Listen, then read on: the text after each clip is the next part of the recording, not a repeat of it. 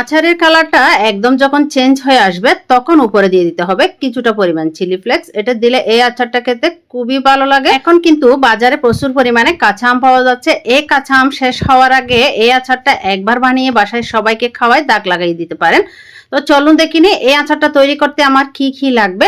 এই যে আমি এখানে নিয়ে নিয়েছি 5টার মতো কাঁচা আম। আমটা একটু হালকা লম্বা লম্বি আম হলে খুব ভালো হয়। আমি এখন আমগুলাকে প্রথমে ভালো করে পরিষ্কার করে ছিলে নিব, যাতে করে সবুজ অংশ গায়ের সাথে লেগে না থাকে। ঠিক এভাবে করে নিতে হবে। সবুজ অংশ থেকে গেলে কিন্তু আমটা বেশ টকটক লাগবে, সেজন্য সবুজ অংশটা ভালো করে তুলে ফেলবেন।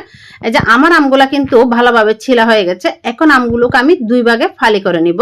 সবগুলো আম এভাবে করে 2 ভাগে ভাগ করে নিব। ভাগ করে নিয়ে মাঝখানে যে আটিটা আছে আটিটা তুলে ফেলবো।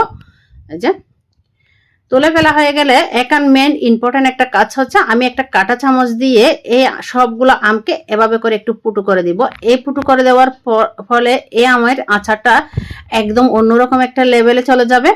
একদম পুরো আমটা একদম জুসি হয়ে যাবে। তো আপনারা অবশ্যই এভাবে করে পুরো সবগুলো আম এভাবে করে একটু পুটু করে দিবেন। তো আমি সবগুলো আম কিন্তু একইভাবে পুটু করে নিয়েছি। এই যে এই কাজটা অবশ্যই করার চেষ্টা করবেন। আমি কিন্তু এখন সবগুলো আম এক পাশে রেখে দিব। চুলায় একটি ফ্যান বসিয়ে দিয়েছি। এখন আমি দিয়ে দিচ্ছি 1.5 কাপ পরিমাণ চিনি। 1.5 কাপ চিনির জন্য আমি 2 কাপ পরিমাণ পানি দিয়ে দিব। পানি দিয়ে এই যে ভালো করে জাল করে নিব। অপেক্ষা করব যতক্ষণ না একদম ভালো করে সেদ্ধ হয়ে আসতেছে। এখন এখানে দিয়ে দিয়েছি স্বাদ মতো লবণ। এই যে মিষ্টি খাবারে লবণ না দিলে আসলে খেতে তেমন একটা ভালো লাগে না, মিষ্টির ব্যালেন্সটাও ঠিক থাকে না, সেজন্য অবশ্যই লবণটা দিবে। এখানে আমি আরো দিয়ে দিয়েছিলাম 2টো এলাচ, হয়তো ভিডিওটা কোনো কারণে স্কিপ হয়ে গেছে। এখন আমি দিয়ে দিব এখানে একটা বড় সাইজের মতো আদা কুচি করে। এটা চাইলে আপনারা আচারের সাথে রাখতেও পারেন।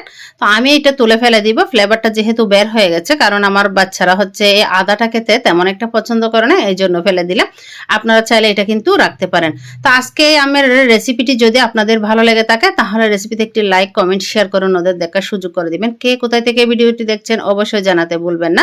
নতুন রেসিপি পেতে চাইলে আমার পেজটি ফলো দিয়ে সাথে থাকতে পারেন। তো চিনির শিরাটা যখন হালকা একটু হালকা একটু ঘন হয়ে আসলো তখন আমি এই আমগুলা দিয়ে দিলাম। একদম পাতলা থাকা অবস্থা আমগুলা দেওয়া যাবে না, তাহলে কিন্তু একদম সেদ্ধ হয়ে যাবে বেশি।